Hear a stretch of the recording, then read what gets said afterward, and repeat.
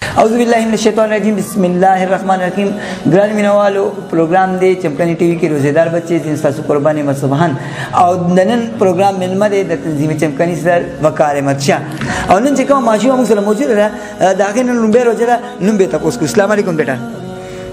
علیکم سلام بیٹا نوم دې څه دی مشال مشال دا ته وایي چې سپم کې سبق وي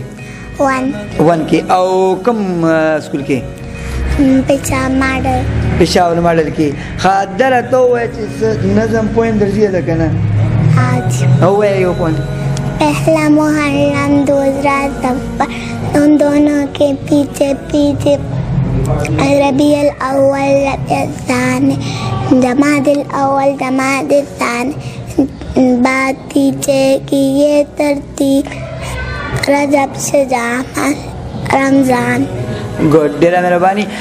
زموږ نننې مېلمه چې دی وقار احمد شاه بھائی دی چې د تنظیم چمکني صدر دی السلام علیکم سر وعلیکم السلام سر د دې ماشوم باره کې کمنټس ټولو نه مخکې خو زه دې ته په دې پیلنۍ روژه نیولو باندې مبارکباد ورکوم او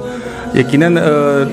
څنګه چې تعلیم د ماشومانو لپاره ضروري دی دغسې تربیت د هغې نه هم زیات ضروري او دا د تربیت وجه ده د تربیت ثمرات دي نو په کور کې چې کوم ماحول جوړ وي نو هغه شان ماشومان چې کوم دي هغوی هغه رنګ نیسي او په هغه طریقه باندې ځي نو یقینا دا د دې د کور د ماحول د ښه اثر دی په دوی باندې چې دوی په دې عمر کې روژې نیسي نو دوی ته موږ مبارکباد ورکوو د دوی مور پلار ته موږ مبارکباد ورکوو او انشاءالله د دې چې حوصله افزایي کېږي دوی به په مستقبل کې نور ماشومان هم دوی ته ګوري او د دوی به هم پکې زړه ښه ډاډه وي او ښه په خوشحالۍ باندې به مخکې نورې روژې هم نیسي ډېره مهرباني سر موږ سره موجود دی ناصر کامران صاحب السلام علیکم سر وعلیکم السلام سر دا راته ووایي چې ستاسو ماشاءالله نن ستاسو لومړۍ روژه ده څه جذبات او څه احساسات دي بسم الله الرحمن الرحیم اول خو د شکریا د کوم چمکني ټي وي چې هغوی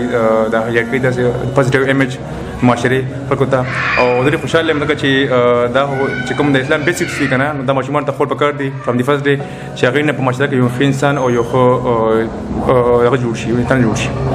تھینک یو ډېره مهرباني سر زموږ ورور وقار احمد شاه صاحب ته خواست کړو چې دې ماشومې ته دا ګفټ ورکړي او د دې ته دا نقلیزي او دا بنګړي هم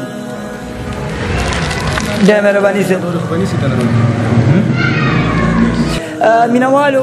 دا زموږ نننی پروګرام که چې ستاسو ماشوم هم روژه نیولي نو موږ سره په لاندني ورکړل شوي نمبر باندې رابطه کولی شئ موږ به ستاسو کور ته ستاسو د ماشوم حوصله افزایي به کوو په دا خبرو ستاسو نه اجازه غواړم د الله په امان